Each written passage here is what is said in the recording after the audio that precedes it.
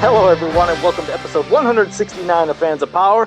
I'm Joe Amato, and I'm here with my partner in crime, Tyler T-Rex Baker. I didn't say partners in crime because Nathan isn't joining us for this episode, so he'll just be kind of sitting in the background. Maybe he'll pop up once in a while, but good to see you back, T-Rex. It's good to be back. This is not the official, like, I'm back full-time kind of thing. I'm just kind of playing it by ear, so to speak. So this is, sooner than I expected, but we'll see if it lasts past this episode and not quitting, because I know Nathan said he had to address that to people last week. I'm not quitting, but the win was taken out of my sails, and I'm not going back into all those details. They can look up that episode if they want to, but this is just, I'm here to do this episode and just kind of playing it by ear from here on out, but it doesn't mean anybody's quitting. So No, not by any means. And of course, I was going to say, I don't know if it's next week or the week after. I was like, yeah, that's when Tyler might take a break on that episode too, because I know we got a damn toy fair or something coming up with figures, and I'm like, I know Tyler might lose his mind on that. So we'd probably say, Tyler, you might want to unless Collector's Choice shows it to be a bunch of damn Prince Adam variants, then I probably will have to launch Weapons of Mass Destruction at that point. Because the jokes be like, hey, Tyler, they got 4 new Prince Adam variants. I know you said you weren't going to do next week's episode, but I think you might want to talk about all those variants. There's slight color variations based on the style guide. Right, yeah, exactly. That's when I would probably have to go all the way and just shove Joe's head through a nice drywall. He's like, I'm done. I don't even think no. Tyler... Yeah, I don't even think he'd be able to withstand if in Collector's Choice they had an MYP accurate Prince Adam. I don't even know if that would do it for him. It'd be cool, but I still don't know. Would that do anything for you? Just if Brian Flynn and the people at Super 7 are in on the gag that I'm tired of, like, Prince Adam variants being unveiled once a month now, is like, just as a joke, not actually doing it. Then okay, all right, that's cool, that's funny. But if it was legit, yeah. I just see red. Kill Bill. Yeah. Just see red. Pretty much. But before we start getting into some stuff, let's say hello to everybody that's here in the chat room. Zentron, Tags Media Animation, Fedmon, Norbert France, New Adventures, He-Man. Well, that's somebody new. I don't know if I've ever seen you here, so thank you for joining us. Scroll down a little more. Our favorite, I'm saying favorite blockhead, Delva78, Zen Brown, Eric Amon. Oh, man, it just skipped on me, and I hope I didn't miss somebody. I'm still going down. Hold on a second. I got Delvis. I got Zen Brown. I think I got everybody. I'm just going one more click, and then we'll be live. Okay, I think I got everybody. If I missed somebody, I'm sorry. But, I wanted to say one thing. I don't know, and I'm glad Eric Amon's here, because he said, hey, I might send you something in the mail. And I was like, well, I didn't expect him. I didn't want him to send nothing. Something came. It had no return address. So I don't know if this is from him, but I did want to show something I thought was pretty cool. It was shit. I mean, sorry. God, how do I get caught on something? No, it was bad timing. Hold on. It was this animation cell of Ram Man, and it's got a certificate of authenticity on the back, and it's really cool. And I appreciate whoever sent it to me. I was assuming it might be Eric, but I didn't have a return address. So whoever, he said that it was him. Well, thank you, Eric. I appreciate it. It was a pretty cool piece, because everybody knows it's a beautiful cell of Ram Man getting ready to pre-spring. And I'll ask you, Tyler, since you're the fountain of information, the background that's in back of him. Do you know what episode that's from, or where that was? It's hard to see because there's so much glare, so it's hard. Oh shit! Does it work? It's hard. It's and that just makes it look even darker. Like damn. Yeah, sorry. I have to see it more clearly with all the glare. Okay, all right. Yeah. I'll take a picture and send it. So sorry about that, but thank you, Eric. It's an awesome piece, and I was like, yeah, I'll send you a better picture, Tyler, because I figured if anybody knows something, bam, it'd be you. And I also wanted to acknowledge Spike Thurbin, and you know Spike, of course. All too well. Yes, yeah. Yeah. Well, I don't even know how it got started, but in our Fans of Power Facebook group, he posted this bizarre picture of the Sorceress and He-Man on telephones. And it was from this Chinese mini comic. And it was just the craziest, weirdest thing I've ever seen. But the Sorceress, it was a weird, unique outfit. Almost, she looked like she was wearing M. Bison's outfit from Street Fighter, believe it or not. It was crazy, but this thing just got crazier. And James Eatock Grimbot, Deucin, he was going nuts for it. And, Curtis Ackerman, thank you for joining us. But yeah, Deucin was going nuts. Penny Dreadful was going nuts. It is the most bizarre thing. Orko has a yellow outfit, a red O. He has Caucasian hands and ears. You can see his legs and feet. Zodak popped up later in the comic driving a car and had Plundor in it. I was like, what the hell is happening in this comic? Because I've seen some of those Chinese ones, as Danielle and a lot of other people have, and they usually just take the Filmation episodes and kind of redraw them into a mini comic, and slightly out of order, but somewhat following the context of the cartoon. But this is the first one that we've seen that we're like, what the hell were they doing? Everybody's different. Hordak looked like he had a mustache and looked. Did you see any of that stuff, Tyler? I saw that, which I was like, when I said that was Hordak, like, is that just a joke or is that serious? Like that was their interpretation of what Hordak was in their eyes? So yes, very. I was curious if you were pissed off, because you had the market cornered on like the oddball, worldly interpretations of He-Man. So when Spike shows up, you're like, son of a bitch, have this guy knocked off, steal all his material. It's like, damn, but I admit, he beat me on that one. As you've seen, I posted some weird crap, but I was like, that took the cake. I've never seen such insanity, so much to where people were like, damn, I wish that would pop up in one of the World Compendium books or something to show other versions of stuff. It's like, if this could have came earlier, but yeah, I didn't know how much of it you've seen, but and then Deucin, using his magic, he did Filmation versions. He took the actual Filmation cells, I don't know if he redrew stuff, and recreated some of the scenes that were in that mini comic into Filmation style. Like he had Zodak in the car with Plundor, Orko, Cringer. It was the goofiest thing. Did you see that picture too? I saw some of them, but that one you just described, I don't think I caught that one. Oh, okay. So, but it was cool. Like I said, it was a fun piece, and I wanted to thank him for at least sharing that. So, yeah, and again, I want to thank him for a lot of stuff, and I just, he knows what I'm thanking him for. So I just want to say this publicly on here too. I thank him for contacting, all three of us. He's reached out to all three of us, but I want to thank him in particular for what he's done, and hope to make him proud. Yeah, he's a great guy, and he just popped up. He said, "Oh crap, 6 minutes late." So we actually were 1 minute ahead of time, Grimbot. Hey, knowing where he's at when he's watching us live, that means he's up like I think at 4 a.m. or something like that to catch us. So that's If that's not devotion, I don't know what is. So thank you, Spike, for showing up, and thank you. If you just missed it, Spike, we were just thanking the hell out of you, and you know why. Yeah, and Grimbot, like I said, he popped up. So we got a lot of people here, but I think that's pretty much the recent things I was going to do, because there has been no news and nothing about figures, which thank God we had a little reprieve on that. Nothing about the insane movie madness that's supposed to be happening in December. Remember? Yeah, that's not happening.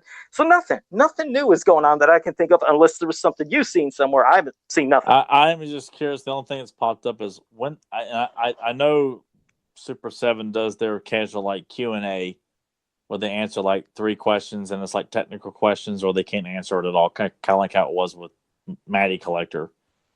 But is there anything on when we're supposed to get Hero and Eldor that we have already paid for in advance, and yet I'm glad you. I mean, I didn't mean to interrupt you. I'm glad you brought it up. I'm like I haven't heard any update on those figures, and we paid for those. Just those 2 figures like back in September or August in advance, and there hasn't been any kind of update on when the hell we're supposed to get them. At least not. And I'm hoping. I'll be honest, I haven't seen it either. If somebody in the chat room's seen it, I'd like to see them post. And hello, Jason Jones. Thank you for joining us. But that's the thing. Grimbot was asking that too quite a bit. I mean, he asked me, and I think he even posted, like, where's Hero and Eldor? It's like, I thought they were supposed to be popping up almost around the same time of some of those other Filmation, 5.5-inch figures. So I don't know what's going on. I don't know if they've made a post, but you haven't heard it. I haven't heard it. And we'll see if anybody in the chat room has. But it's kind of like there's a limbo, especially for figures that were really demanded, and especially now the that ones that people actually want are the ones that have not, we paid for that, and I don't know what to tell you there, guys, but don't worry. But here's your Prince Adam. No. You get another damn Prince Adam and all these other Filmation variants that nobody asked for. God, I'm not. Yep. I'm not bringing the negativity. No. Episode. No, I got you. But just to let you know. Nobody has said anything in the chat room. So, oh wait, Spike said apparently they're on a boat. So, I don't know. Apparently, what boat? A gravy boat, like a little speedboat, or like a rowboat that someone's A just canoe? rowing with one oar? They're in a canoe. They're in a paddle boat. One of those old paddle boats, bringing them like 10 at a time. Just a whole fleet of people. Let's see who But can it's make like it. one side's broken, so it's kind of just going in repetitive circles until Right. you know. Oh Jesus! But Right, and then all right, Brian's well, like, "Well, thanks. don't worry, head on back. We got more Prince Adams coming, so just delay the hero shipment because that's not that big of a deal. Let's send you on back. We'll save time on shipping, and we'll send all the Prince Adams on the same boat as Hero and Eldor. Because that's, I mean, those are the two figures I want. I want to see Hero and Eldor after all this time, especially the Vac Metal. Thank God they did it for Hero. It was like, I can't remember again what I posted. How did it come up? Something about blood, and I gave Larry Houston a little hard time, like I like doing, about saying, "Hey." Did he acknowledge that for the umpteenth time? And he did. He acknowledged it, but something came up with it. But then something was discussed about comics or things. He's like, "Man, I'd love to come back if the opportunity, posed itself to people." And I was like, "Man, I'd let everybody know too." I was like, "We would love to have you back because if they went past finally doing a lot of Filmation stuff, if they were to finally give us mini comic figures, 5.5-inch style, and picture, like we said, if they gave us Geldor, Lodar, Prince Daikon, the Kobolds, any of them. And if Larry Houston could finally draw an official mini comic, not just the mock-up cover, which those are awesome, but how great would it be to have a new mini comic from Larry Houston? God, I pissed myself. I was thinking about this today, and I was hoping somebody that I know might hear this. Because we talked to Larry about, when we found out in his mind Geldor does not die, that he's kind of trapped in like a phantom zone in the Tree of Life.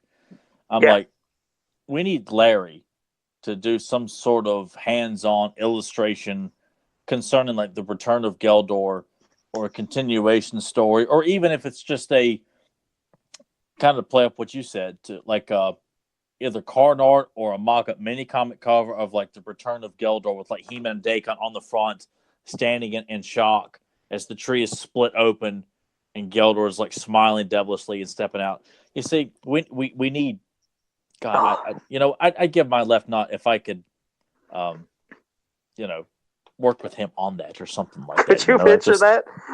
What a dream! I mean, the guy that gave us the most mini comics of any artist that worked on the vintage ones. He worked on more than any of the other artists, but given us some of the most original characters as well, which a lot of them have translated into figures for classics, but only to man if we could get them for vintage style. And could you picture if he created even newer characters in a possible mini comic? If he did a story like you said, the return of Geldor busting through that Tree of Life, and then there could have been a new character introduced as well. That's what I'd like to see, the expanding of what we grew up with, and it's still feeling like the 80s, but of course being done to this time. I think that'd be a perfect mix. Not only have the figures, but yeah. I mean, I really would love to make a push. And it's just a shame that Super 7's not really, we don't know what goes on with those guys for the most part in terms of what they'd like to do, what they can't do, what they can afford to do, whatever. But if there was like it had to be like a fan demand, or it had to be like a GoFundMe or a Kickstarter to get Larry Houston back to illustrate something He-Man related, even if it was just he does like a print of a mock-up comic cover of what he would do for like the return of Geldor, and fans could fund it. That if he made a certain amount, he would devote his time to doing it and sell prints. I mean, just something to get him back into it. I mean, the guy loves posting about that he worked on Bionic 6, which I'm like, God, can I have like 4 hours to just talk about him working on Bionic 6 amongst all the other things? It's one of those things I feel like, I can never get tired of talking to the guy, and I would love to keep bringing him back on the podcast to talk about all this stuff. And that would be something too to really elaborate on what else he could do. Because I remember when he was on with us last, he said he had illustrations for stuff that has not been shown before. I'm pretty sure that's what he told us. For designs of characters that could be possibly new characters, and I'm like, it's just like. Yeah, because I don't think he's gone through all his, like you said, storage stuff. It would be very interesting to see if he could finally get into that, because he, was finally able to get to some sketches and other stuff he shared with, well, you and I, and then everybody else as well. But that would be great if he could dig even deeper. And like you said, seeing possible other characters he made, or maybe even other versions of characters that he drew, but, like first, run editions or something, first drafts, if you want to say something like that. I would just love to see any more. And I was going to say, we usually save some of this for the end, but first let me say hello to Sportimus. And Delvis had a question for you, and he was curious if there was any more of the Leech mini comics available. As a matter of fact, I came across a couple of copies. I thought I was completely bone dry. And I told someone a while back that I was completely out. So as of right now, I've got, because I got to make sure I keep a copy for myself. Okay. I've got 2 copies left of the Leech. Okay. Would you want them to contact you on Facebook? I mean, if interested, like Delvis or anybody else, or what? Yeah, and I've got some of the Leech cards too, because I forgot to include some of those. Like these little Carson made these like little Leech kind of trading cards, and those are cool. Yeah, those are going to be made with the Clamp-Chap Ninja mini comic. If we can light a fire under his ass to get that book done, that'll be great when that comes out as well. Because I know people would be, they're chomping at the bit just to get that too. So, but yeah, I got fan mail showing up on my doorstep. I mean, it's like back in the 80s, like big, like Mr. McFeely's dropping busy day, dropping off, backing up like for Santa Claus. That's Santa getting off all over just the Clamp-Chap Ninja comic, man. I'm telling you. So, but, for Delvis 78, and if there's anybody else, I mean, Tyler on Facebook. If you don't, I mean, just find him. You'll be able to find him. But send him a message, and we'll see what he can do for you. Yeah, I got 2 copies left, and a gentleman contacted me a while back asking me, and I told him, I said, you might have to contact Carson, because I didn't think I had any more, but I did find 2 more, so I apologize to that guy. That was like 2 or 3 months ago. Okay. But I did find 2 copies, so if people are interested, I will send them to you for free. Just to encourage appreciation for Carson's artwork, to build up interest in the next one, to keep that fire lit under Carson, to let him know that people want the other comic. Not that he doesn't believe it, but it's just I kind of feel like we need to get that fan demand, and take time away from posting about what you bought at Target to let Carson know you want this book or something like that. Well, hey, I was going to say, if you want, send me a photo of one of the images from the comic that is currently being in development. I'll post it on Facebook, and then I'll make a post about like, are you guys who would be interested in seeing this? For those who didn't, I'll make a post. I'll pop it in a lot of groups, and hopefully it would generate it'll generate a lot of buzz. And once it does that, then maybe Carson, like you said, will get excited and want to start getting back into that. Because I'll see, because I posted some, and people liked it, and I don't know if he didn't like me sharing this stuff, but I kind of felt like I wanted to build up some momentum, because it's just been pretty desolate in terms of like hearing anything even from my end. So he sent me some stuff a while back, and I decided to post it last month, and people seem to like it. But there's one in particular that's an homage to a book you and I have covered, so I'll send you that one to promote with, and that would be a tremendous help, and hopefully that will because I know he's busy with personal stuff and everything else too, but I think people really, if they like that Leech book, they'll like this one, I think, even more. But yeah, I appreciate you doing that. Oh yeah, I'll share the hell out of it. Thank you for the interest in the Leech comic. I appreciate that. It's still nice to know that people were still interested in getting that. So I have 2 copies left, so the quicker you get in touch with me about that, the quicker I got 2 copies. That's all I got.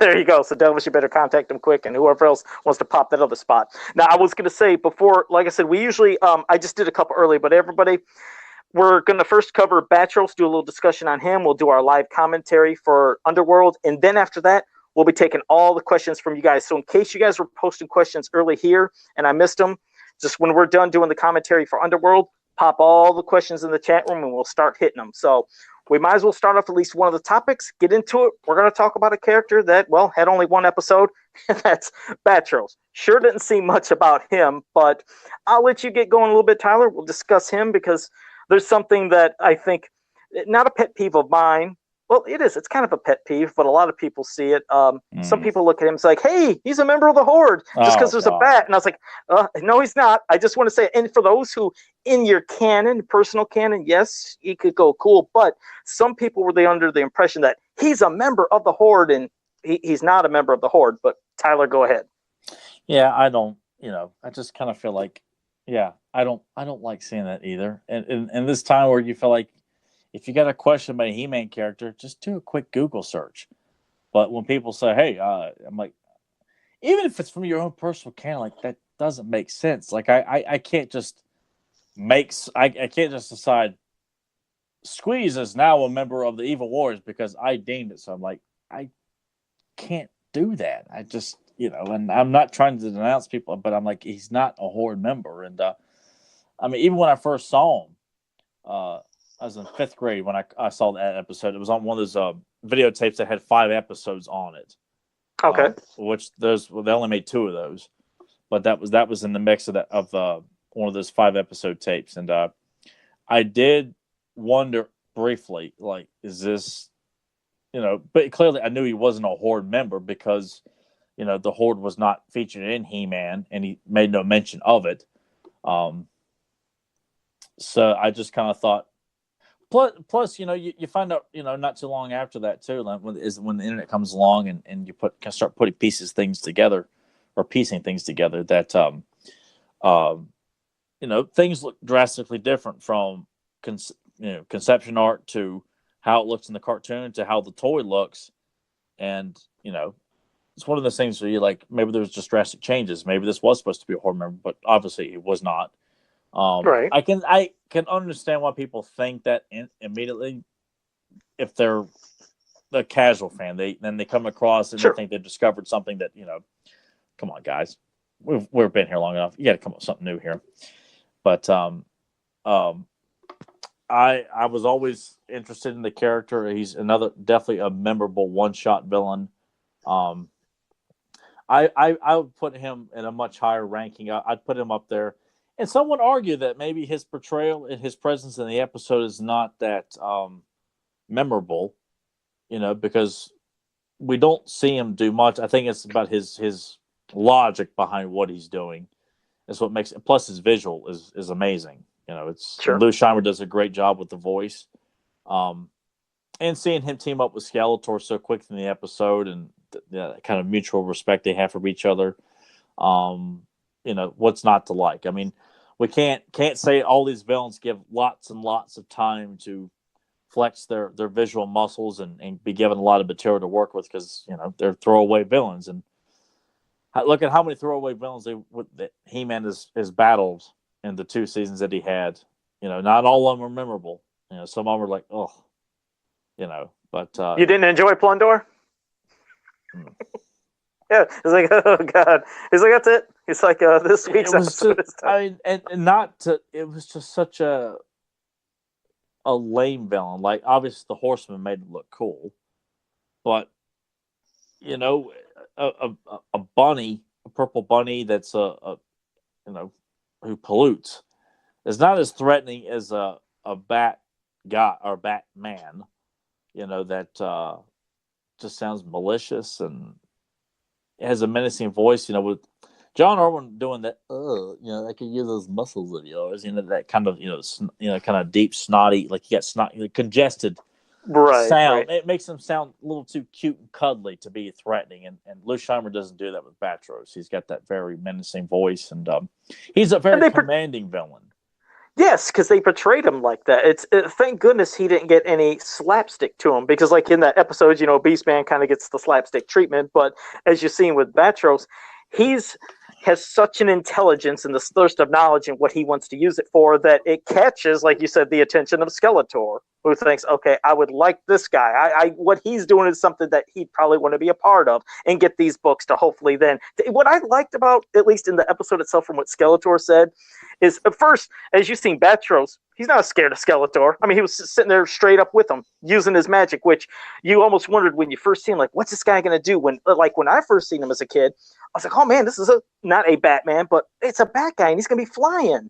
And he never flew, and I was like, well, that's okay. But he had these powers. He'd shoot out lasers out of his hands or turn, like this powers making like these snakes that look like they were laser-like that then could now turn into rope or turn into like, a hard bridge to go to Castle Grayskull. So seeing him try to go up one and one on Skeletor, he wasn't backing down. But Skeletor said, if I was to get all this knowledge and get, the secrets of Grayskull and I could take over the universe, I might consider letting you have Eternia. That's kind of a cool, like, almost, wow, Eternia is almost like an afterthought. If Skeletor got all the power, he wants the universe, you can have Eternia, which is harking back to some of the old comics to where, remember, we found out he would take over different worlds, and now he came to Eternia to conquer this planet. So I like that. But yeah, this Batros, I like him as a standalone villain. Like you said, I'm glad he wouldn't have joined, Skeletor's ranks. I wouldn't want him to join Hordak's. No. It seems like, he does. He seems so competent enough and strong enough to where if he got some knowledge, a little more of this, you wonder, what could he have learned? Could he have improved upon his magic? And what could he have done on Eternia? So I love him as a standalone character. And you're right. The voice, very spooky, and you get no silliness out of him. No. And, I think it's important too that outside the three major factions of villains, that there are other villains out there. I mean, much like with your comic book mythology, you have factions like this Brotherhood of Mutants, the Sinister Six, and so on and so forth. But it's important to have villains that work on their own, and they're thrown in for team ups with you got your Arcade teaming up with Doctor Doom, or you got Magneto teaming up with I don't know. Doctor Doom again, just whatever. But I it's fun to see villains like that team up. But to have him played up as and I like how it's referenced that He-Man's taken on Batros before, that he's not someone who's brand new. That this is someone that they've dealt with before, whether it's one time or multiple times. I kind of like throwing it's kind of just done as a little exposition, kind of a little throwaway statement. But to kind of throw it in that this is a regular villain for He-Man, like I like that, and it is a shame, Kothos. I don't mind him. Was it? I was trying to remember who it was. It 2 or 3 or. I'm sorry. Go ahead. I was trying to think how many. I was trying to think. Was it you that said you weren't really a fan of Kothos? No, Kothos is somebody I liked. I liked him so much that I made a custom of him. I remember you made a custom of him, but I was under I can't remember what it was, but I did I say that? No. Well, someone had, maybe it was Axel. I think maybe it was Axel that told me he just wasn't that big of a fan of Kothos. I think. But the point I was trying to make is that Batros was so successful in his visual style and how he was depicted. It really, that's a character that. I'm surprised MYP decided not to. Hey, let's pick him and revamp this guy. You're a mind reader, because that's what I was going to be bringing up. Because we've seen how they gave a good upgrade to Count Marzo and others, but that is a character I wondered if they did bring him in a possible another season, if they would have kept going. I wonder what they would have did. Like, would they have probably, you think, finally made his wings to where he could finally fly, or do you think they would have took and just stuck with just the cape wing gimmick? But I think he could have looked even more menacing if he did fly, along with having his magic and still being sinister. I don't think they would have turned into any, like how they did with Clawful and Whiplash, especially Clawful. Let's make him look awesome, but have him be like an oaf, I kind of almost feel like I don't think he would need to fly. Kind of like how Count Dracula, he flies in bat form, but he walks around on 2 legs when he's, in his human form. But Batros, I kind of feel like the it's a bat motif. He is a Batman character, but the wings almost feel like that should be kind of used as like a cape, almost. Yeah, I agree. I agree. Like, I mean, that's just my own personal choice. I've always been a sucker of wanting more flying characters. Like I said, it's because the villains never seemed like they had anybody that fly. The good guys, we had Buzz Off, we had Stratos. Orko doesn't count because he falls even when he's in the air. But you know what I mean. But yeah, Hordak's got Voltec, and that's really about it. Skeletor has nobody that can fly, neither do the Snake Man. Right. So I do feel like there's a lacking in and we've discussed this many times on the podcast before. But I wouldn't argue if that was something that MYP, or if that was a change made, an upgrade in the mythology from someone who knows what they're doing, not someone who's just like, I had Stratus as a kid, therefore I should be the one to make all these changes. It's a big expert, yeah, exactly. Yeah, people who know their shit. you know. So I'm not opposed to that. If Batros was somehow made into a flying character, wouldn't bother me. But I also feel like he's a what's the word? I won't say a regal like character, but he's a very like Count Dracula, I like a get what you very mean. Yeah, just a very dignified villain almost. dignified's the Just word. yeah. Someone who's like Skeletor, pompous, but presents himself continuously threatening it. Because by this point, Skeletor is on his way to being the very comedic villain. He's not quite there yet in season 2, but he's getting there. And it's a good thing Batros was introduced a little bit earlier in season 2, because had he been introduced in the latter half of season 2, it'd have been like in that episode here. There's Skeletors everywhere, where they come out with like this goofy. I forgot what they. And you know what? I don't care if I don't remember what they're the teddy bear people that come up with like those the devices to help grow food. I don't know what the hell they are. And you know what? If someone corrects me, it does not bother me, because it was outside of seeing the cameo of Cyclone, Two Bat, Modulok, and Mossman in that episode, and Whiplash using that episode. I did not care, because Mechanic's voice was odd. It was just a silly, stupid story, But I think Batros is a character. I was so glad we got a great figure of him, but Kevin Sharp has done a beautiful illustration of Batros. So if you want to check out like a really kick-ass illustration of that, go to Kevin Sharp's Facebook or his DeviantArt for like a beautiful pin-up illustration of Batros, because he's a fan of the character. But a character that definitely needs to be incorporated in future stories and mythology, and don't feel obligated to make him like partners with Skeletor. Like I want to see him, much like Negator and Mask and Count Mauser, that's not a Shakespearean actor, look like a legitimate solo threat that, on occasion would team up with Skeletor, or could team up with a Hordak or a King Hiss. Same thing with like Azrog and Spydra. It's fun to just constantly expand the world in terms of evil. That there are so many evils on this planet, which makes He-Man's job and the Heroic Warriors job that much more serious when you got evil, not just at Snake Mountain in the Dark Hemisphere, but various parts of the Dark Hemisphere. And then it doesn't have to right. It doesn't have to always be a faction. I mean, that's completely understandable. I mean, the good guys, yes. I mean, across eternity as well. But yes, to where you don't have to think it's always Skeletor and his evil warriors. There's others, and they don't need to join Skeletor. Not everybody wants that. Like you said, they want to have their own, not only ranks, but their own personal agenda. So that is the good thing. But real quick, Kevin Sharp just popped up. So thank you for joining us, Kevin Sharp. Man, people just pop it up after we talk about him. Yeah, it's weird. It's like their ears must be burning. Adam Gabbard, JSP, and Omegator. So thank you all for joining us. But what's weird is when I was thinking of talking about Batros and also doing the commentary for Underworld, I was in no way connecting him with the Spallians. I know it might be I know it's a coincidence, but I was like, that was just completely, unintentional. But yeah, because I would hate the thought of, could you imagine if they did introduce him and he would have ended up being a Spallian? That would have sucked. I would not have wanted to see that. Yeah, a rebellious Spallian who turned on him and had aspirations of his own, and to have him team up with Skeletor, and I'm like, God, man, could you guys... And give him a cape and he learned magic, because they look like bat-type creatures. But yes, I would love to see any type of reimagining of Batros, not straying too far away from source material, but something to where it could be very good as an upgrade. Because I mean, hell, when you think of Count Marzo, I mean, in a way, they did stray away from source material, except for this goatee.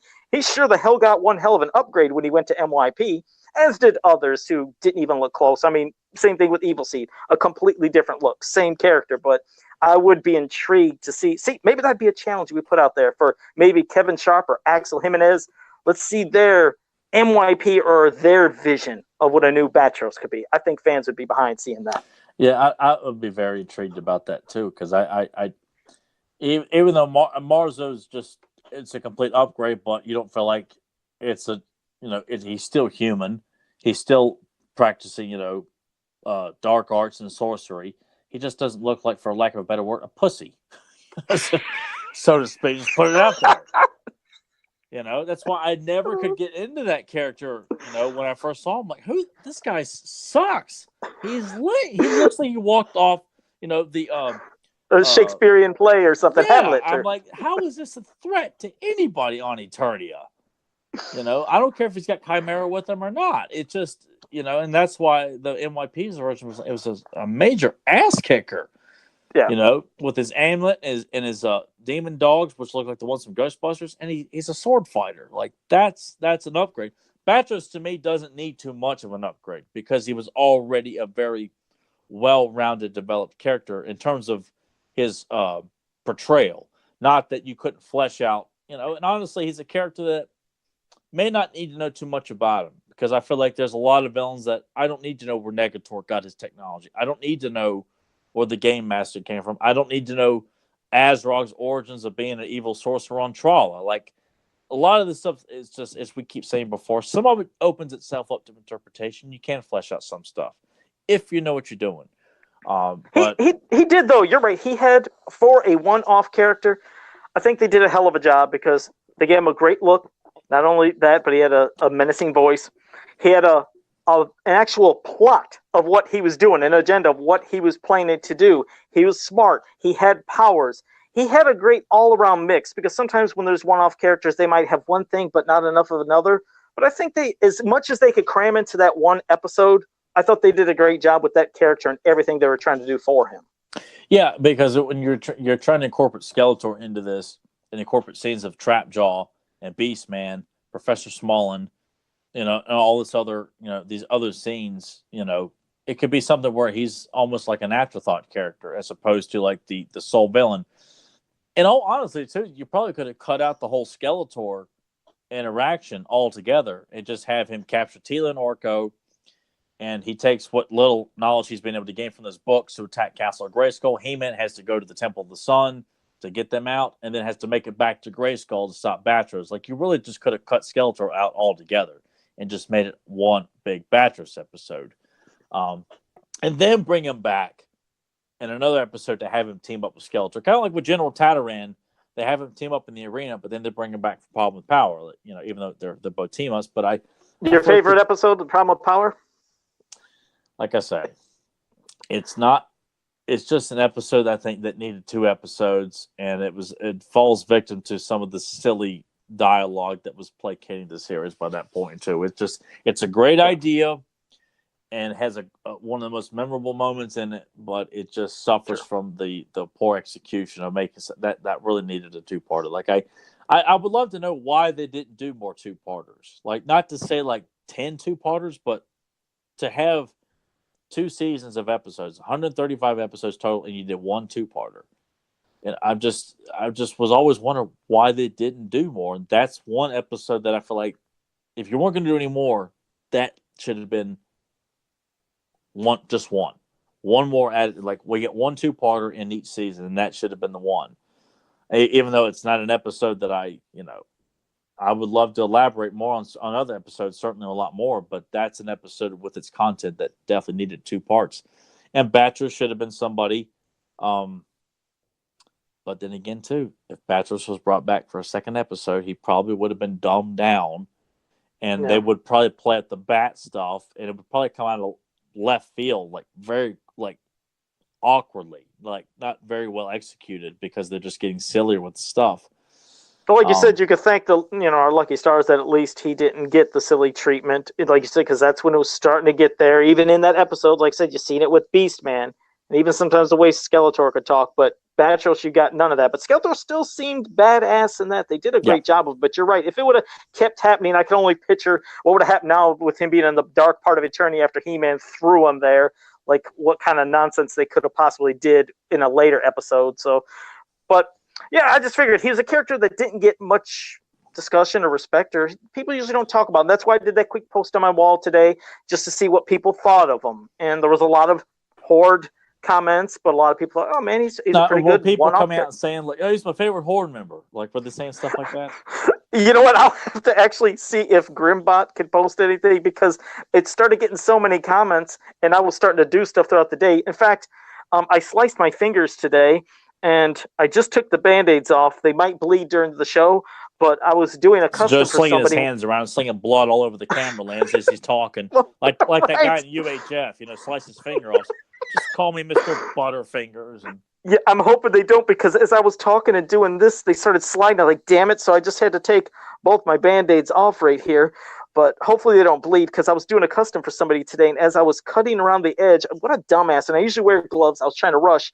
I was cutting the figure, then it slashed right through both fingers, and blood got on the finger. And for this person, I'm going to let them know what a coincidence. This figure I'm doing for him has blood splatter all over, and now part of So it's you're like actually. when Kiss would actually put blood into the comic books in the 70s, Joe has put his own blood into his custom figure. And that's crazy. I can't wait to post this next week, because it was That's an metal, accident. dude. If that doesn't make Joe a metal customizer, I mean, Joe is like the Black Sabbath of customizing right now. And all Or the Marilyn like Manson of customizing. There we go. Yeah, and I was of course that was not part of the plan for this, because I sat there with the paintbrush, was doing the blood splatter and doing this little effect to get blood everywhere. And as I was doing the cutting around his chest, the blood dripped. I was like, I'm gonna leave it. So, well, yeah, I'll show that this coming week. You have to make it your trademark with your customs now. It's not an official model custom unless there's blood. My blood is, put blood on the bottom of the foot. Yeah, in case they don't want to see it on them. If you turn over and look at the bottom of the foot, there's my mark. That's my stamp it's not of approval. Watermark, it's a blood mark. Yeah, a blood mark. Oh god, don't give people ideas. They might be thinking, "Damn, that'd be a good idea, Joe. I'm not taking the figure unless it has the then blood." Joe's got to start, you're taking out, pints of blood, going to the blood bank, making withdrawals so he can take little droplets of his blood to put on his customs there. Yeah, blip. Oh Jesus Christ! So, letting them all like dry and That's great. Well, that's Batros. Now we're going to move into our commentary for the MYP episode Underworld. It's a great episode. Now, I think Nathan has put that link in. Let me see. I just want to make sure. Yeah, he said watch with us. So the link will be down there under the Fans of Power where it says watch with us. That should be the link that'll go to this episode. And when we're about ready to do it, of course, Tyler always does the countdown. We'll do the 5, 4, 3, 2, 1, and you guys can split screen if you want, so you can watch us or listen to us and watch the episode. But I will probably pass it to you, Tyler, so you can let everybody know when to do it and what to do. All right, I'm going to count down from 3. We'll all just hit play together. 3, 2, 1, play. You know what I have to say, though? Look at just the animation again. This is when a cartoon could still look badass. Great animation, great character designs. And in this episode, you're not going to feel any... Okay, well, there may be a part where it's supposed to make you laugh, sure, but this is not a goofball slapstick episode. If anybody thinks that's all He-Man ever was, you're definitely not getting out of this, but go ahead, T-Rex. Nah, that's from those morons who want to buy like the public consensus that anytime He-Man pops up, he's portrayed poorly in a joking manner in some lame-ass Geico commercial or some YouTube sensation video or some bullshit like that. And that's why you listen to this podcast, because you're smarter than that. You're better than that. And you realize there's so much more to He-Man and not just, some lame-ass joke that wasn't funny to begin with. Yes, and also cartoon, as you see here, a cartoon that pays respect to the original, but never without mocking it or making fun of it. And that's what I appreciate and love so much about MYP and its cartoon, is expand upon the universe, gave, as we said earlier, some upgrades to things, but here we go. Yeah, of course, Prince Adam, this is what I like. You see Prince Adam as being not taking his princely royal duties seriously, so he starts off with this nonsense that'll lead to something later, but this is a trait that we've seen even in kind of like you could say some of the early DC comics of just he's laid back, he doesn't care. He's a prince, he does what he wants. That's why I when I watched these episodes, I felt like, these actions that we're seeing him do right now, like he would only be doing this if like if he knew his father was there to really play up. But the fact that he acts very childish still at times kind of feels like once he takes on that responsibility of being He-Man, Prince Adam thinks completely differently. Like when you watch him in Filmation, he does it in front of people as an act. Yeah. Yeah, but when he's with Orko, he doesn't act that way. He's very, very smart. He's intelligent. He cares. And I kind of feel like there's just not this kind of proper mix, because Adam's just not being portrayed the way that I really feel like he should be once he's taken on the mantle of He-Man. I think they still keeping him a little too young in the way he acts because he's supposed to be maybe like 16 there. I don't know. Oh, and by the way, I always got a kick out of that. You seen that little 3D image of Castle Grayskull? I always got a kick of Skeletor in any medium, whether it was the Filmation cartoon or the old storybooks, where he always had his little miniature diorama of looking at Castle Grayskull and what's he gonna do, Which always seems like a general thing you see a lot of villains do, even in comic books. They have a model of their goal, whether it's or figures, which Joe has depicted like images of Skeletor holding, figures of the heroic warriors with Castle Grayskull, and it's like a common trait you see villains do when they're thinking about their plan. They're like Dark Helmet playing with their dolls, kind of thing. Right, grabbing them all and pulling them in. Yeah. And I do like that, at least here with Whiplash, that he has a good idea. Skeletor is always trying to, from above and forward, and how can he get in there? And that's when Whiplash had an idea, because him and his people, he knows a way of going, like you said, an underground way, a different way to get into Castle Grayskull. So at least they didn't give Whiplash the complete moron treatment the entire season or throughout the whole series. At least he had one competent plan. No, and this is an episode that does a very good job of expanding the world too. We get 2 new races, and this whole other world. The Subternia, this underground kingdom, so to speak. Ran by the Spleens and the Caligars, which they would be revisited multiple times throughout the series, which I was glad that they obviously had a lot of faith in this expansion for them to come back and acknowledge them multiple times. And you at least, and you're right, and you get this with at least knowing that that's why King Randor is going to, in case people were wondering what was happening, he's going there because he wants to try, to get the peace back between the Spleens and Caligars, because he, as you'll see again in this episode, that they all fought together at one time, but something happened to where, the Caligars and Spleens have now became enemies. And of course, you see this, you think bad guy, but he's not. Yeah, Lord Dactyls, what a beautiful, just ass kicker he is. Just great voice, and I will say Ceratus is my favorite of these 2. Like I really thought the Caligars were badass, and the Spleens are absolutely badass too. Like these 2 species of characters, like this is something I would want to see carried on further with new mythology, new stories. Like if I was writing something, I would want to make sure the Caligars and the Spleens were used. Like that's MYP elements that I would like. No, they need to be carried on. There's some stuff as we also, some stuff in Filmation, could be left apart. Some stuff in MYP could be left apart. Some pick and kind of choose. But wholeheartedly, I would be behind. I don't know about making Whiplash. I guess I could go along with, because I always like seeing the Evil Warriors kind of being like, we don't know their background. We don't know where they come from.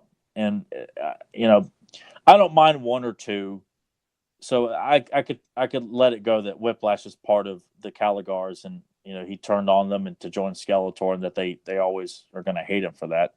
So that one, it's like you said, right. It's like you said, sometimes it works for some characters, but it doesn't have to be needed for every character. Because we even got a little about Clawful and his race, but Clawful was depicted as completely moronic. He couldn't remember how to speak in his own native clicks or tongue, whatever you want to say. That was just stupid. That was just dumbass. All that was. Yeah. But and that's what makes this great episode such a great episode. This is the complete opposite of that.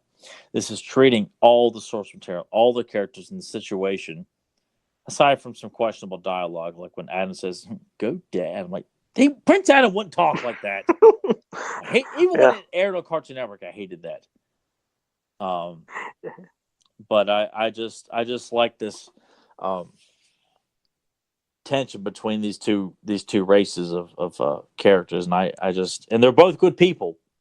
Like you don't clearly see one as the douchebag as the bad guy. Yeah. Like they're both they respect Randor, and he respects them, and they don't speak. Obviously, to see Spleen steal is kind of what sets them off, but to kind of it's just I'd say it's definitely one of the top 3 episodes of season 1. And Yeah, I and would also put. show. Go ahead.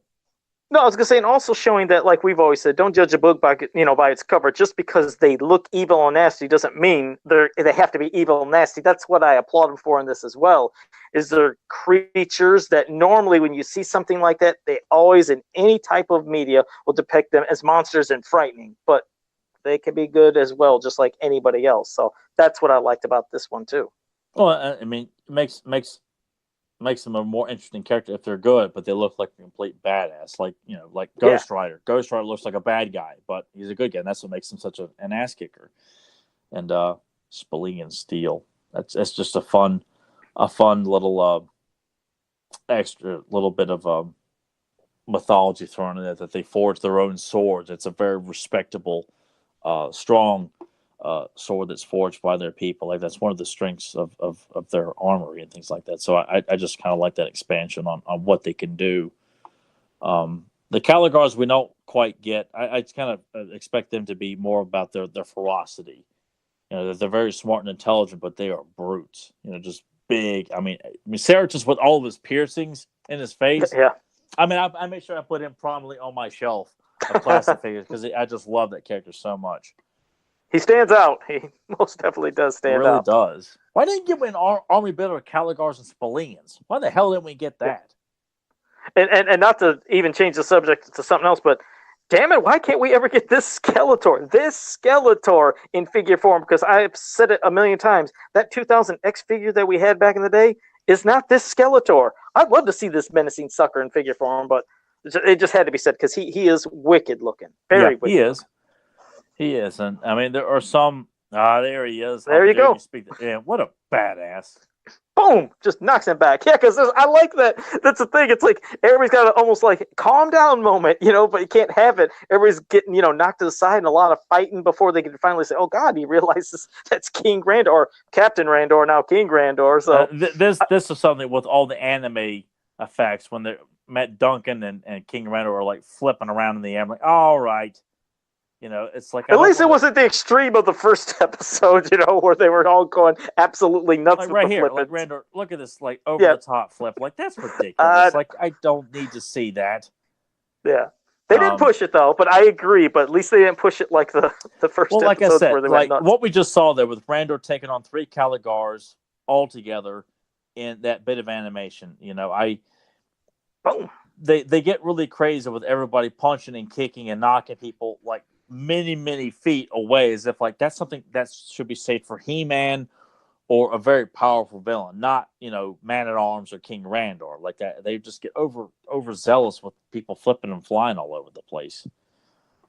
But that's one of my personal nitpicks. I'm sure some people they probably don't even notice those kinds of things.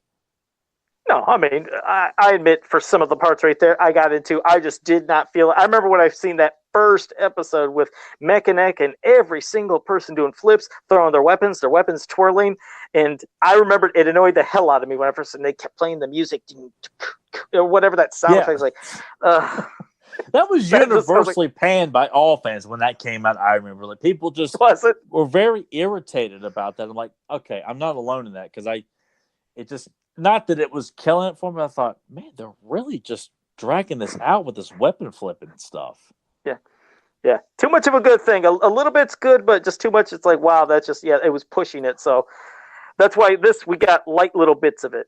And this episode, again, the other thing that's great is now, eventually you'll see Prince Adam's going to realize, what a badass his dad is and maybe understand a little more things about trying to do more royal duties and try and keep the peace and also still being somebody that can fight. That's what I like seeing. I like that King Randor got to get out there, do something, and show that for his son. So I guess I really would have preferred to have seen. That's why I can't get behind Adam's portrayal in the show because, like I said, if we were to see this information, Adam already has respect for his father. There is no question about that. He understands his duties. He knows what he just has to be neglectful to keep that identity secret. We all know that. But when you're watching it here, you just kind of feel like we're dealing with somebody who clearly doesn't quite understand responsibility and yet constantly thrown in the situation and still, as the season progresses, has learned a damn thing almost. And, it almost makes you wish and you'd hope that if, like, let's say hypothetically they did another season back in the day and it kept going, would they eventually portray his character differently? Would he have possibly then started learning and understanding? And then his way he normally acts as being, like you said, somebody who just doesn't take stuff seriously. He understands it now, but maybe then it would become the little bit of, like you said, the act that we all know he did in that's Filmation. what we need to see. But even in other situations, when it's just with him and Orca or him and Man-at-Arms, you don't quite get the fact that he's taking stuff seriously or thinking rationally about stuff. He still acts like a bratty prince who just, I'd rather go take a dump or something like that than take the stuff seriously. So that would be something I would tweak, but it doesn't ruin the episode. It's just, I'm so passionate about these characters, and I love the character Prince Adam. It's an important part. I don't want to see a new He-Man anything without the Prince Adam character. Like, I don't want to go back to just it being He-Man. It's an important part of the character. It adds a lot of extra levels of depth and flavor to He-Man.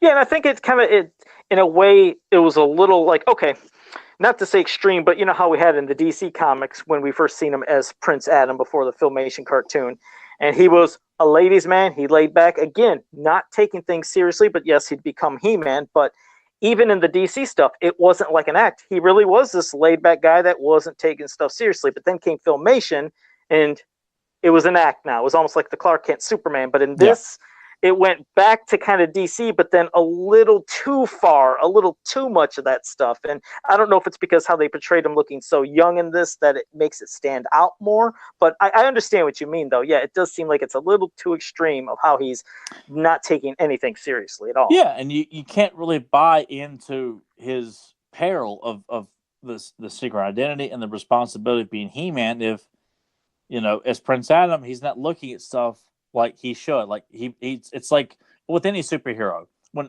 Bruce Wayne is watching something, he's really watching as Batman. He's not watching as Bruce Wayne. He's pretending to watch as Bruce Wayne.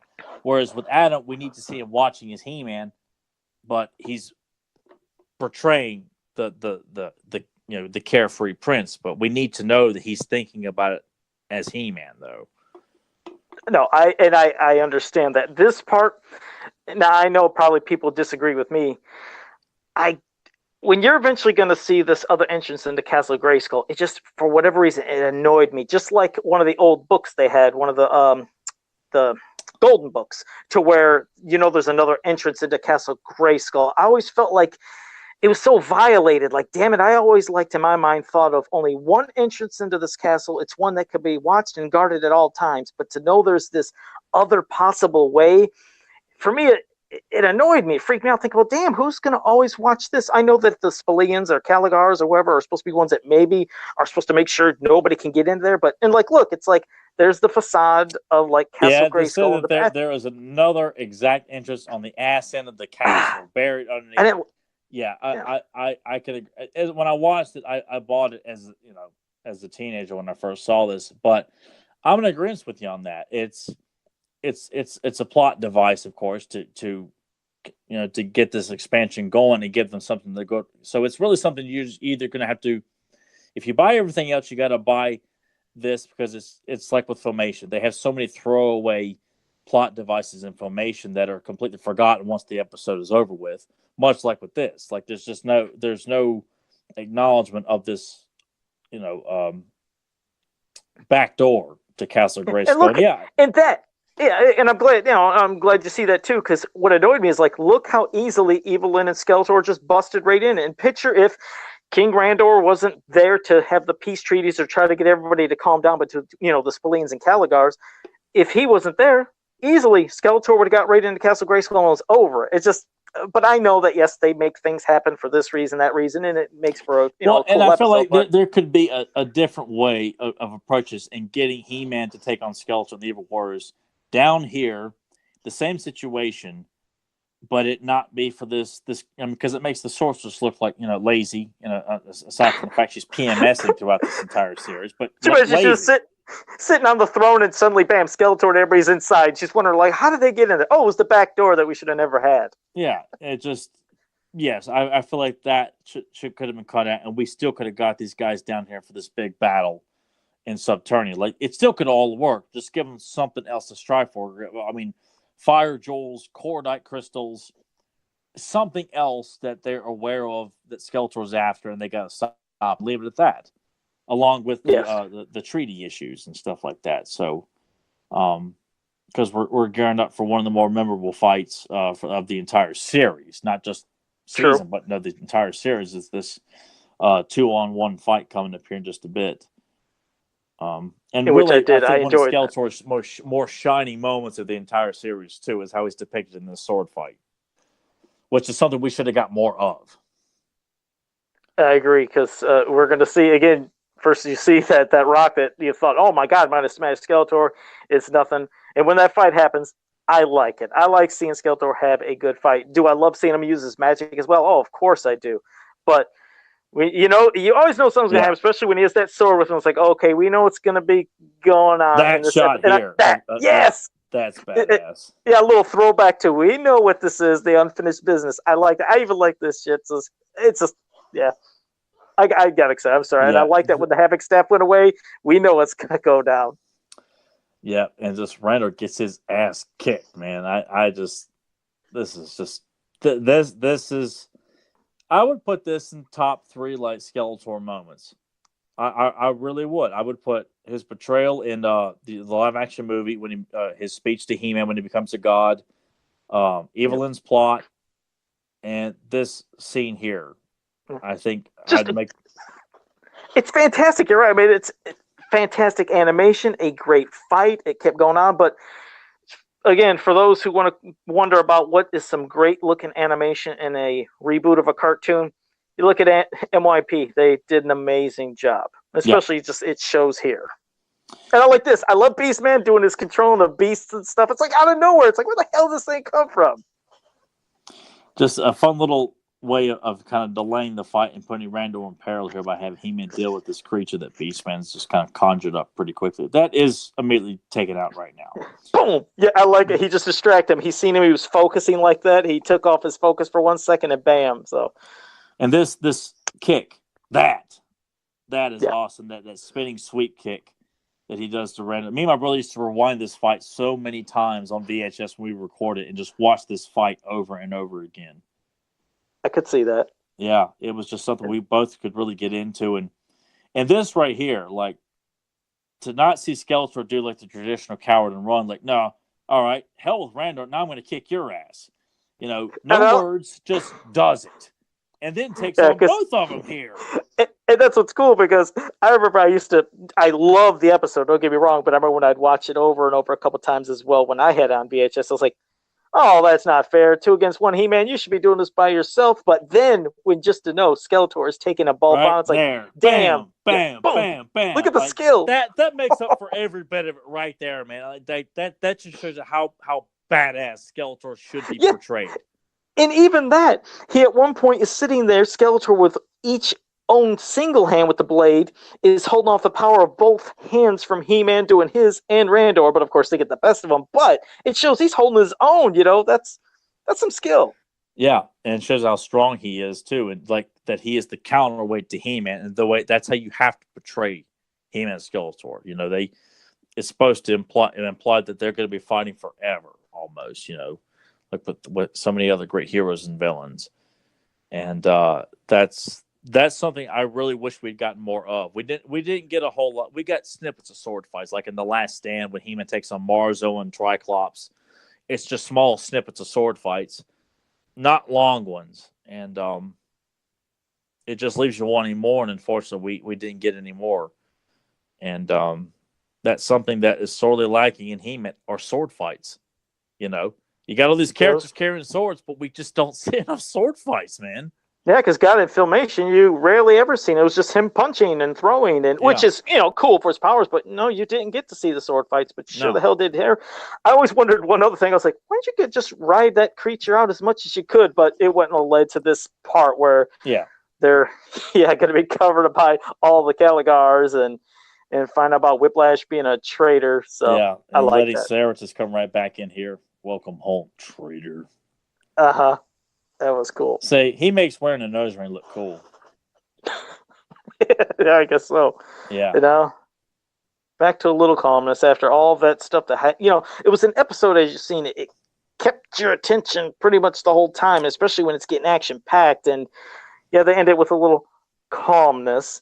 And what also leads to the moral. And that's what I never understood is I remember when I'd watch it on, Cartoon Network, I always thought, oh man, no morals to the stories. That sucks. I was like, oh, I guess it's just something that they didn't do for this series. And then when it came on DVD, I was like, morals? I didn't know they had morals. I wonder, why do you think they left morals out in the USA? I don't know. I'm sure it was something Cartoon Network probably just chose in terms of time. I mean, they Okay. clearly did not have this cartoon in the best interest where they kept flopping around. Oh, it's not doing well here in this time slot because we didn't advertise. Well, we're not taking the blame for it. People just don't like the cartoon. And I'm There sure it it is. was just, And One dumb honestly, I didn't think the question. morals were as good either, to be honest. But No, and I'll be honest, I got a dumb question. Were there morals when this was shown in Canada or anywhere else on TV, that I or it's don't just know. never? I have no idea if Canada or the UK or anybody else got it. But all I know is that here in the States, we did not get the morals attached to not a Okay. single episode.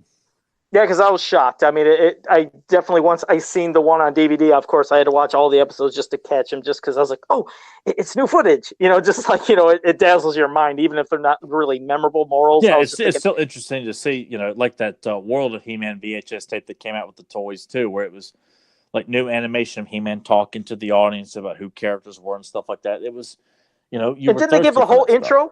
intro? Yeah. And didn't they kind of like, yeah, that's what I liked. It's like you got the full intro instead of him, getting cut off and with the blast. But okay, well, no, that was great. I'm glad we got to do that because I've been, yeah, MYP is one that we haven't done much commentary for, and I think it deserves more. And Well, eventually we we'll just get did one a into. few weeks ago there, Mr. Amato. No, that's what I meant. It's just after you did it, it kind of got me a little pumped. I was like, we should do more of these. And eventually, even New Adventures. I know it might not be everybody's cup of tea, but we're still going to do a New Adventures too. We're not going to just shun it and say, forget the show. We're not going to do I that. am So, telling you right now, it's getting harder and harder really to find an episode that I'm like, I can't sit through this, how can I expect Nathan to, and of course, Nathan sits through garbage voluntarily for fun.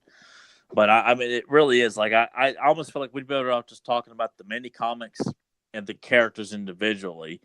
yeah. Because when those scientists show up in that cartoon, I wish I had a gun. Yeah, we'll definitely try to avoid those episodes. I hope there's some episodes where they're the not episode I was going prominently. to do with me, Nathan, like they're in it prominently, and I'm like, I don't know what it is. Damn. Well, I was going to say, now, guys, it's your time in the chat room. Any of the questions you had earlier or whatever you want to do now, pop them up from the mini comics cartoon, whatever else you want. We'll answer those. And until you do, I can pass it back to Tyler if you had anything you want to recommend or any work from Kevin Sharp. I seen that new piece that you just posted today, which looked great. But anything you want to promote, go ahead. Yeah, I'll plug the hell out of Kevin's work. Kevin Sharp is on Facebook and on DeviantArt.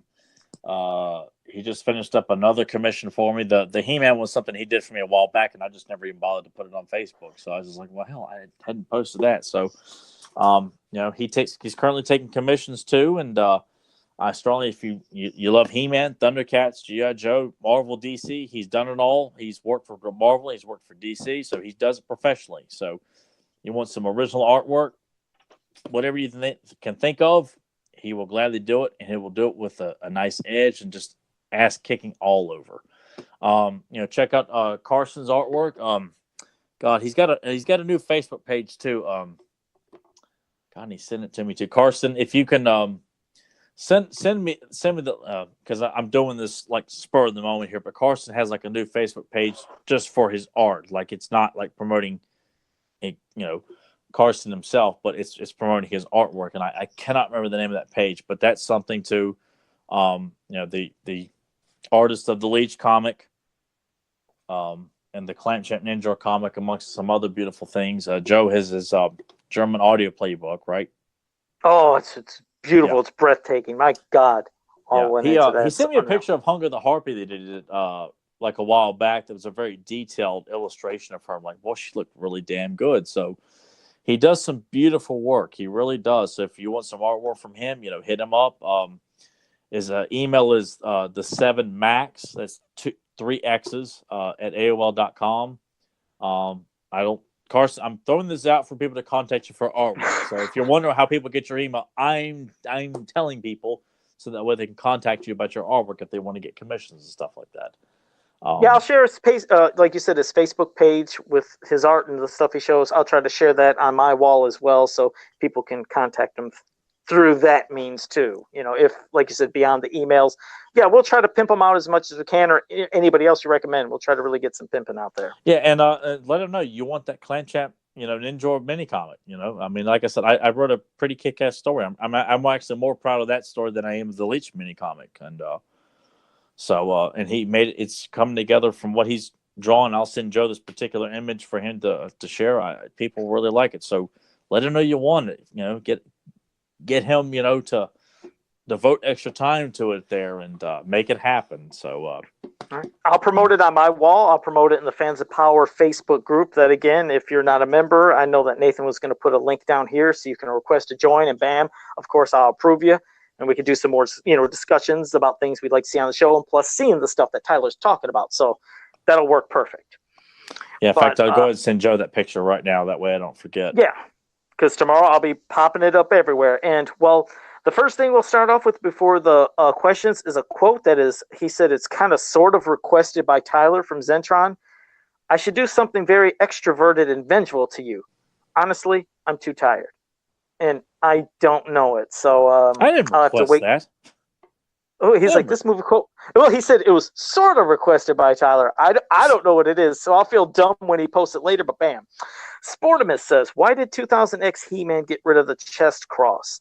I'm thinking, again, don't take my word for it, but I know the whole Iron Cross thing sometimes can be a little touchy subject with people if they're thinking it could mean this, mean that, even though we know within He-Man it didn't mean anything bad at all. But I think then maybe they just wanted to go with their own unique look of doing that asterisk that kind of looked like an H, which I actually think is, I was going to say I thought was horrible. I hated that, but I prefer, because I have the two figures, the one where he has the Iron Cross, which, has that slight little damage in it, and then the asterisk, but I wasn't feeling the asterisk at all. But I guess just a theory, but I'm not saying it. Yeah, right. I'm pretty sure that's what it was, that they went with it, but then I'm sure they got cold feet to keep it out there permanently. And yeah. I mean, I really wish they just went with like the amalgam of the H and the M, like you see on Battle Armor, Thunder Punch, and Flying Fist.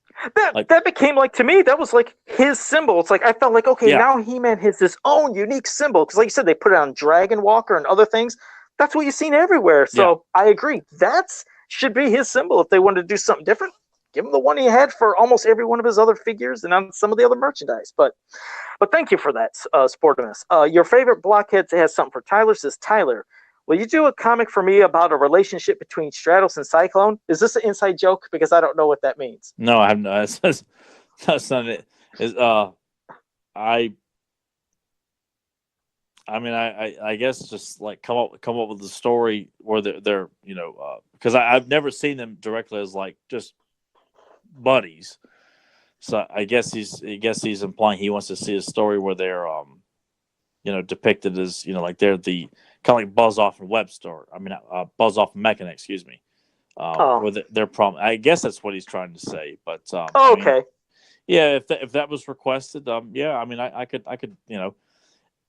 there's some stuff I'm like, no, I'm not doing that. But no, I could come up with something that would make those guys, prominent buddies, and much like Mechanic and Buzz Off. Yeah, I could do that. Okay, another Attorney and Odd Couple or something different. I don't know. We wonder who's the grumpy one, who's the other. There would be none of that stuff. I'm not not putting humor. I'm not doing all like current Marvel bullshit where everything's tongue in cheek. No, I ain't doing that. I treat when I write myself, I write to be serious. I don't write it to be for people to be, oh man, Tyler's done it again here. Like, no, I ain't doing it. Yeah, to do that, had to throw in a little insaneness for seconds. You know me. Kevin Sharp did say, want to say many thanks, guys, Tyler, Joe, and Nathan. So yes, and I'm glad you were here with us. Kevin Sharp. Thanks for joining us too, Kevin. Yes. Fedbon says, if Mattel gives us a new cartoon and keep it away from any Turner networks, maybe Nickelodeon would show some respect, or Mattel needs Nickelodeon wouldn't. Look what they've done to Turtles again. To make their own channel. They have enough old shows for that. Yeah, I mean, of course, I'd love to see a new cartoon, and yeah, if it was put on a right network or something, it would be nice to see, and hopefully it wouldn't be hammed up or corny or anything. But thank you for that. Your favorite blockhead. See if you can do a Paul Barnabas in the Bible kind of relationship, and if you use He-Man with the gold chest plates, I don't know what a Paul Barnabas is. God, I feel so stupid. I don't know what that is either. I have no idea Okay, what he's talking about. but thanks for favor, Blockhead. God, I keep wanting to say Flavor. I'm gonna have to change his name. Let me see. Sportimus says New Adventure Skeletor played the mutants like a fiddle. Bunch of suckers. All right. Kevin Sharp says, oh well, he was acknowledging. Let me see. Curtis Ackerman said, thoughts about Dolph Lundgren playing King Randor if they actually made a new movie? Hell yeah, I'd love to see him. Yeah. God, that would be a perfect role too. Yeah. Yeah, I've always, and I know he's acknowledged, returning to the world of He-Man. He's, has since come around, shown a lot more respect, and not feel like he has to be embarrassed about playing He-Man. So, yeah, I would love to see him play King Randor. I mean, because I think he plays entirely too many straight to video movies. Like Dolph can act, he's got charisma, he's got screen presence. He just needs to be given some better stuff to work with. And I think he'd make a great King Randor, a very imposing King Randor. I'd love it. Thoughts that are in my head and in your head, but things that we know are never going to happen, unfortunately. But thank you for that, and that would be great. And Zen Brown wanted to say that he is ready for his cameo in that Ninja or Clamp Champ comic. So, yeah, because remember, he was the winner for the cameo in that mini comic. Yes, which the pictures that were sent to me, because I think we had two winners for that. The ones that were sent to me, I sent them to Karsten immediately. So they'll be depicted probably. I was thinking he was going to draw the two guys that were going to be in it. As there's two guards accompanying Clamp Champ into the caverns, going after Ninjor. I'm not really spoiling anything. That's the action story. I won't tell you what happens in it, but. So I was thinking that one of the guards would be drawn as one of the winners, and I think there was somebody else that was going to be depicted as another guard that I talked to Karsten. I think one of them got a free comic, and then the top prize was getting Joe's was it Momra? It was the Lion-O, and then it was the 2-pack of vinyls that Eric Amon won. That was the top prize. Yeah, there too. So God, what?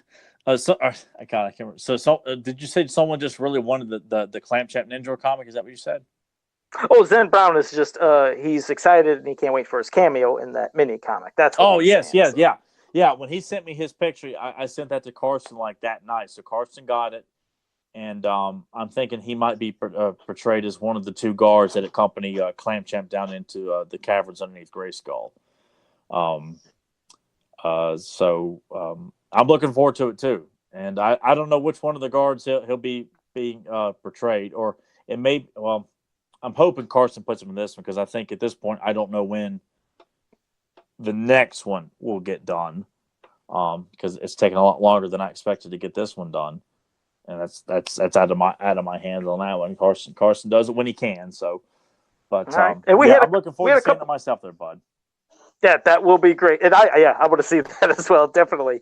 So thank you for that, Zen Brown. And we had two people just popping up late, almost as we're wrapping it up. But, of course, if you have any questions, you can do it. But Who Dat Whale, thank you for joining us. And Lio Convoy's Reviews, thank you for joining us as well. So let's see. I'm trying to see if there was anything else. I know it's okay, Adam Gabber said, Joe and Tyler, what are your thoughts on Pixel Dan for his talk on He-Man and She-Ra toys on YouTube? Let's not forget other toys he speaks out of his channel.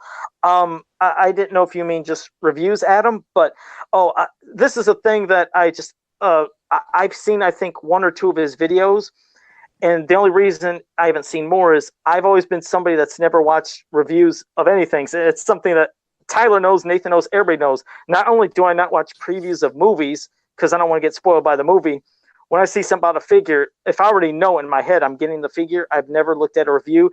And that's even gone back to my video game days where I love giving Nathan a hard time of how horrible he plays and how he sucks. But when I would look at video game magazines, I never looked at what the reviewers gave because I was like, I'm just going to get the game myself and play it. So it's absolutely not that I'm not wanting to watch his videos. I never watch reviews. I never watch reviews or previews. But I don't know about you, Tyler, but that's just me. I've always avoided reviews and previews. I never, when I would watch his videos, I would pretty much skip what he's known for because I wasn't interested in him pointing out you can bend the angles, you can bend the wrist, I just didn't get anything out of what his videos were meant for. It was more like he's getting the classics Whiplash. Well, I want to get it too, and it kind of tied me over. I would just watch. I would pretty much just silence the video because I didn't get anything out of what he had to say about it, which was just pointing out the obvious, which is pretty much what most videos are. But because he had it in hand first, I would just watch the footage of the figure itself, and that's really about it. I didn't watch it for what he liked, what he didn't like, because I'm like it was not going to change my opinion on the figure at all. And I haven't watched any of his videos in several years. But okay. But yeah, like I said, it's just a thing with me. I've always been like that. When I still have stacks of Electronic Gaming Monthly, Game Pro, Game Fan magazines, all those things. I was basically just looking at pictures of the game, like, oh God, when's this coming out? When's this coming out? And then when there was a review, I remember I never looked at the reviews. It's like, well, I know I want that game just I'm always somebody by visual look. I know if there's a game that just looked hot as hell, it's like, I want it. And especially if it's from a series. But with He-Man, if I could afford it, obviously, I know anytime a figure comes, I was like, I'm going to get it. I just knew what I'd want. But thank you for that, Adam. Sportimus has a delicious question, and I think we already know the answer. Would you guys want to see the Four Horsemen make a Classics 2000X Batros through Super 7? Well, hell yeah, I'd love to see their vision if they were to make a different 2000X MYP looking Batros in their vision. Could you picture? Because the Horsemen always do shit that's so nuts, like with Drago, man. Oh, I couldn't even picture what they'd have in their heads. Yeah, it would be fun to see them, do their interpretation of the 2000X like stacks and stuff for a lot of characters. I mean, even if it was just concept drawing, I'd be happy with just seeing what they would draw.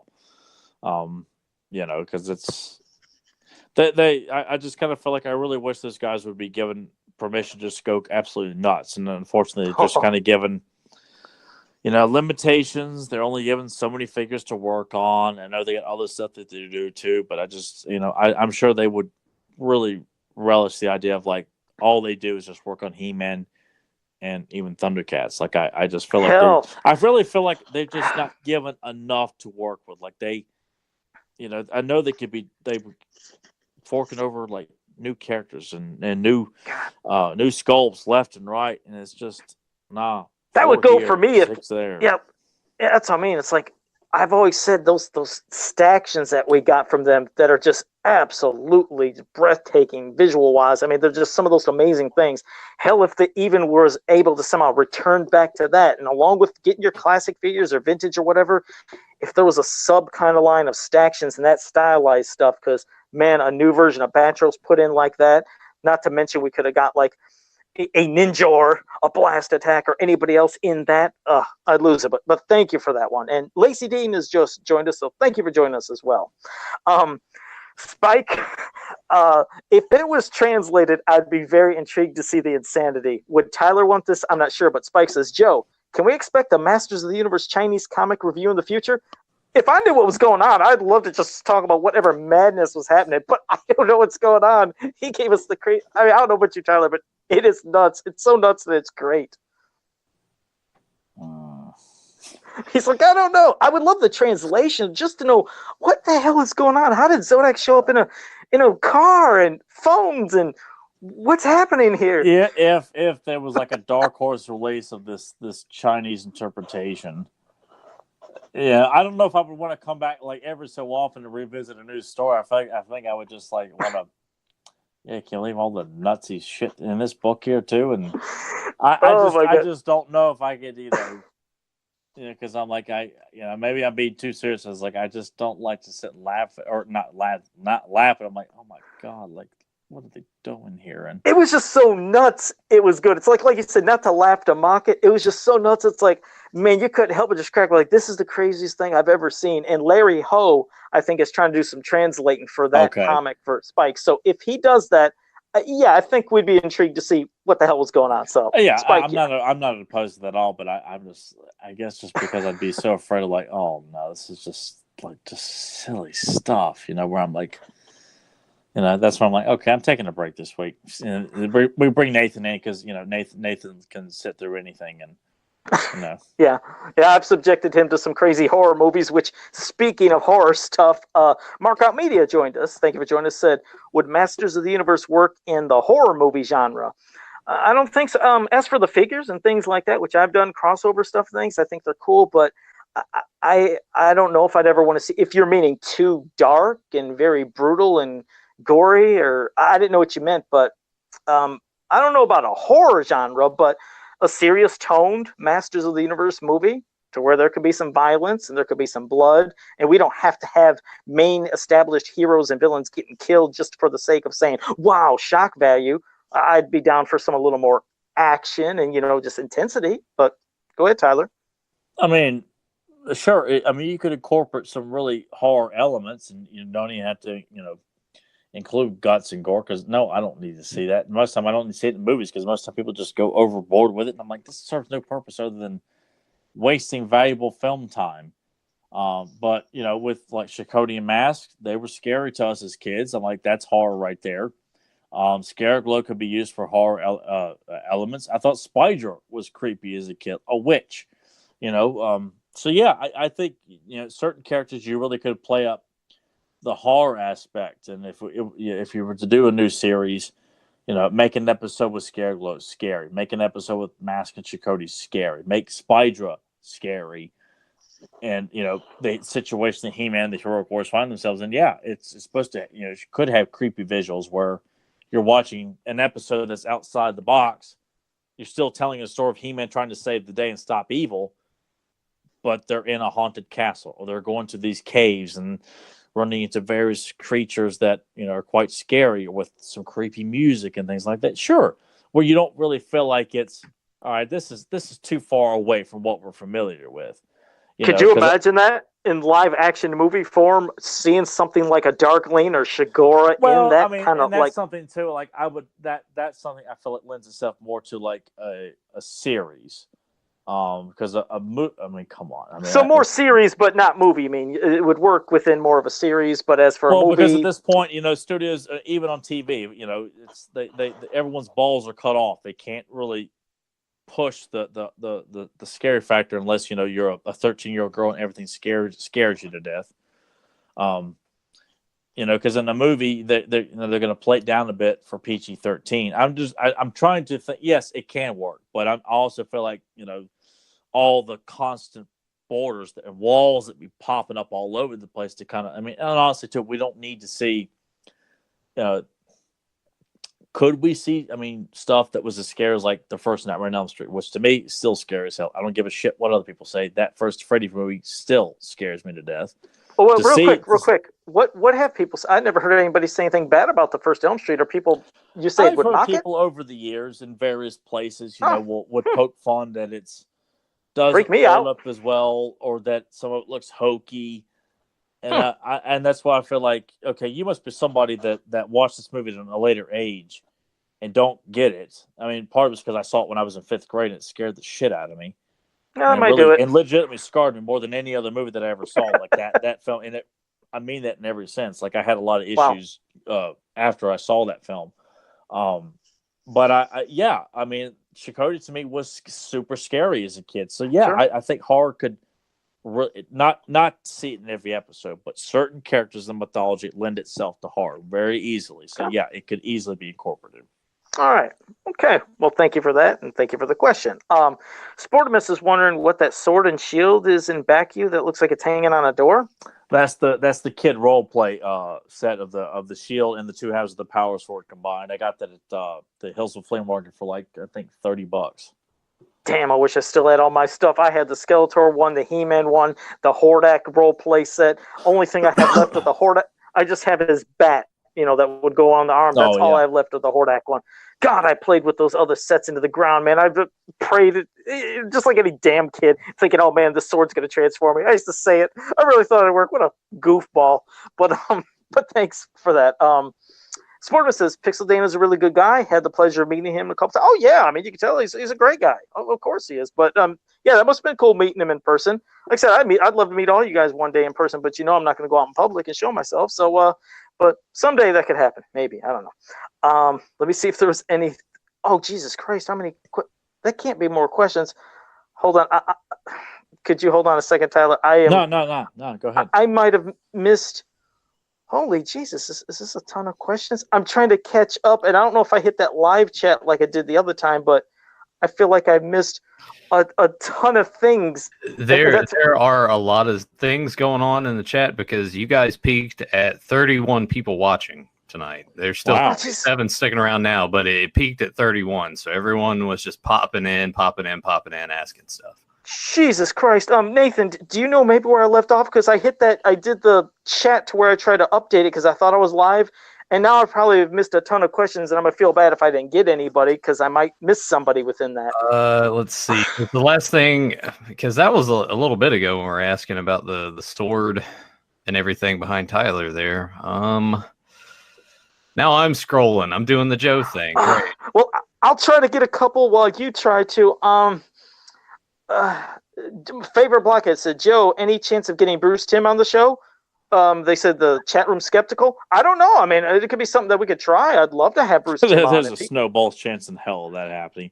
So I'm just telling you, like, the guests that I've gotten on this show, it takes a long time to get in touch with them, to find their information. And I know Bruce Timm, he doesn't look back at his time on He-Man as like, you know, it's not like he's ashamed of it, but it's not something he talks about prominently. But you know, the odds of him. I mean, you'd have to get in contact with him. I don't know how to get in touch. I mean, some of these guys don't have contact info. You know, they have agents and things like that. I mean, hell, I even attempted to try and get. That shows you how either stupid or courageous I was. I made an attempt to get in touch with Frank Langella. So I called his agent's agency, talked to a girl there who put me in touch with Frank Langella's agent, and I never heard from him. So it just shows like, you know, I had the nerve to try and get, you know, the prestigious Frank Langella to try and do our podcast. You know, I just felt like, you never know, man. And that's when I had such aspirations. Like, man, I really could, I could break through and do autograph signings at Walden Books if it was still around. You know, I just. I mean, you can just hang out at the mall where Walden Books used to be. Yeah, I could. Hey, you just pull a Virgil, man. Just put a table there and be like, Tyler Baker, Master Universe aficionado. Yeah, poor Virgil. Grab stuff, you know. Hey, you know, just start signing people's stuff, and you know, I'm Tyler Baker. I mean, Virgil, look at him like they should know. Yeah, Virgil is way better than Beefcake. I think we can all agree on that. You really hate Beefcake. He's got an issue with them. I think hopefully I got most everybody because we're probably going to have to wrap this up here. So I am sorry if I missed any questions. Well, like I said, we'll do this again next week. I'll try to keep up. But yeah, there was a lot of activity going on, which we love, and hope you guys enjoyed it. It was just a lot. But well, I do want to say if you're new to this channel, make sure you like, subscribe, and ring that bell down there. It always gets you notified when we have our live shows, because sometimes it might not be Sunday, it might be a different day, but that's why I say always subscribe, but definitely ring that bell for when we go live. And gosh, I'm exhausted. So until next time, have a powerful day. Yes, it's true. This man has no dick. Oh, I know that one. Wait, I know that one. Come on. If Joe doesn't know, Ghostbusters. Is it Ghostbusters? All right. There. Yes. Okay. There. I left on a good note. So see you guys next time.